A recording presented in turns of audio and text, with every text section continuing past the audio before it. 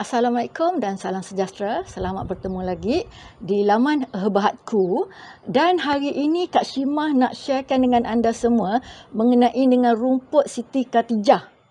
Pernah dengar tak rumput Siti Khatijah? Mungkin ada di antara anda yang pernah dengar.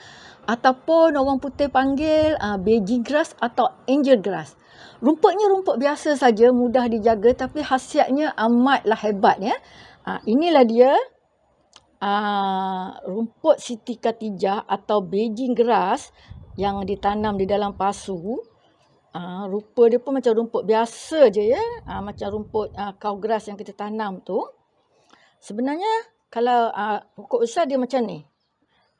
Dia menjalar, hidup dalam tanah dan setiap nodes ni ada akar dan akan tumbuh anak. Jadi senang nak hidup. Dan dia ada bunga ya. Bunga warna purple. Pokok ni asalnya ialah di kawasan Asia tropika, termasuklah China, Myanmar, Malaysia dan juga Thailand, Indonesia. Dia mudah hidup di kawasan ini ya. Jadi khasiatnya sangat besar kerana rumput Siti Khatijah ni banyak kajian telah dijalankan oleh universiti di Thailand seperti Universiti Mahidol di Thailand, kerana orang Thailand banyak menggunakan rumput ini di dalam perubatan herba mereka ya. Rumput ini mengandungi tinggi khasiat antioksidan, jadi dia boleh mencegah kanser dan dia juga digunakan untuk merawat atau meredakan kesan-kesan atau simptom kemoterapi kepada pesakit-pesakit kanser. Ingat tu ya, dia bukan merawat kanser. Kanser kena jumpa doktor. Dia cuma meredakan kesan-kesan kemoterapi kepada pesakit-pesakit kanser. Jadi pesakit kanser ni bila dia kena kemoterapi tu, dia akan merasa panas, akan merasa kurang selesa. Jadi dengan meminum air ni, dia akan rasa sejuk. Dia ada cooling effect ya. Rumput ni dia ada cooling effect dan dia boleh meredakan kesan-kesan panas, kesan-kesan radang tu ya. Caranya sebagaimana yang saya telah Google, kajian-kajian dibuat oleh Universiti Mahidol Thailand, ambil 2 atau 3 helai daun ni, 2-3 helai, koyak-koyak-koyakkan, siap-siap, masukkan ke dalam air panas. Dia akan berlendir sikit ya, masuk dalam air panas. Minum sebelum tidur 1 gelas dan pagi sebelum sarapan minum 1. Amalkan setiap hari untuk pesakit yang telah menjalani kemoterapi ya. Untuk cara lain ialah dengan anda blend daun ni, pokok ni dengan akar-akarnya sekali, blend semua dengan 1 atau 1.5 cawan air, tapis dan minum airnya. Itu satu lagi cara. Satu lagi ialah keringkan daun ni macam teh dan minum seperti teh. Amalkan minum seperti daun teh. Dan itu untuk mengubat atau mengawal diabetes. Okey, itu adalah cara di mana pokok ini digunakan untuk rawatan herba. Tapi bagi saya, air rebusan yang dah direndam dalam air panas ni, rasa dia tak ada apa-apa, dia tak pahit, dia cuma ada rasa lendir sikit ya. Jadi boleh minum. Kalau siapa nak try boleh kalau ada pokok ni. Dan saya gunakan pokok ni untuk melembutkan daging. Interesting kan? Ambil daun ni dalam 5 helai. Okey, bersihkan, pastikan tak ada ulat-ulat. Dalam 5 helai ni. Dan anda campak je dalam gulai daging anda. Tak kisahlah gulai apa ya. Dan insya-Allah lembut. Saya dah try. Daging chuck tender kita potong dengan syarat daging tu kita potong dengan cara yang betul, iaitu melintang urat dia, jangan terlalu tebal. Jadi bila nak masak tu, mula-mula masak tu kita dah campakkan daun ni. Daun ni akan layu dalam gulai tu dan daging kita lembut.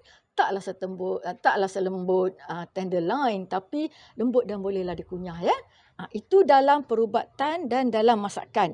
Itulah kelebihan daun rumput Siti Khatijah ataupun Beijing grass atau angel grass.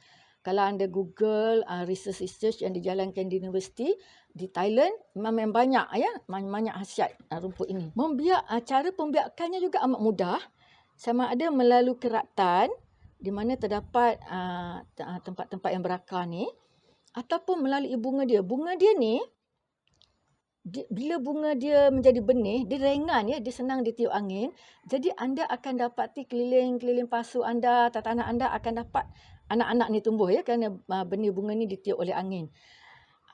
Untuk anda kerat di sini ya, di sini akan tumbuh akar, di sini.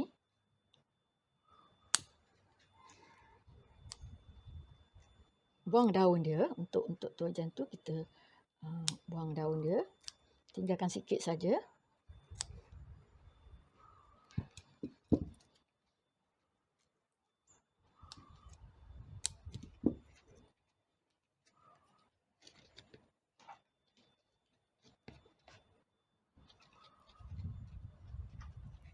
Anda boleh guna tanah baja atau tanah campur. Dia ni tak cerewet, senang ya. Dia senang.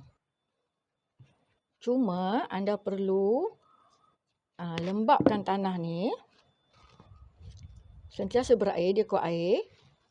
Tapi jangan terlalu basah, terutama musim-musim hujan ni anda kena tengok, perhatikan. Jangan sampai ada air yang bertakung ya. Macam tu, senang sangat. Dan dia akan tumbuh menjala macam ni. Dan dia akan terus menjala-menjala dalam tanah dan membiak. Okey? Ini cara pembiakan. Bila anda dah tanam banyak, dah rimbun, dah merendang, dah rimbun macam ni, anda kenalah letak baja MPK 15-15-15. 2 minggu sekali, bukan 2 bulan sekali ya. Letak di tepi-tepi pasu ni. Jangan direct pada akar. Dan juga perhatikan siput. Siput suka duduk dalam tanah ni. Kalau anda gunakan tanah recycle banyak kali, siput kemungkinan suka bersarang kat sini, dan anda kena tengok. Siput dia siput jenis halus macam butiran beras tu ya. Anda kena perhatikan. Tanda-tanda siput, tanda-tanda tanam. Amat mudah. Dan anda boleh juga gunakan pokok ni untuk landscape anda. Di tempat yang ada cahaya. Jangan terlalu panas. Kalau terlalu panas, daun dia jadi kuning. Kalau terlalu redup, daun dia akan meninggi ya, meninggi macam tu, tak cantik ya. Kita nak dia cover, tutup bumi untuk landscape. Atas batas, atas laman anda. Jadi anda ada 2 fungsi di sini. 3 fungsi, sebagai herba, sebagai pelembut daging dan sebagai komponen landscape anda. Okey, saya akan tunjukkan kepada anda pokok yang saya tanam dalam kotak polystyrene. Inilah dia rumput Siti Khatijah atau Beijing grass yang saya tanam dalam polystyrene. Kalau nak guna, petik je daun dia. Dan dalam kalau anda tanam atas tanah macam inilah rupa dia, cantik ya. Dia cover, dia tutup bumi tu sebagai landscape anda. Memang cantik. Dan bunga ni nanti akan mengeluarkan benih, dan benih dia akan berterbangan di kawasan keliling dan akan tumbuh lagi anak. Itulah dia perkongsian saya pada hari ini mengenai dengan rumput Siti Khatijah ataupun Beijing grass atau angel grass, yang mana khasiatnya amat hebat sekali, terutama kepada pesakit-pesakit yang menjalani kemoterapi ya, pesakit-pesakit kanser, dan juga untuk kesihatan secara amnya, dan juga untuk melembutkan daging dan sebagai landscape. Semoga bermanfaat, dan jangan lupa like, share dan subscribe laman Herba Heartku di YouTube channel. Bye. Assalamualaikum.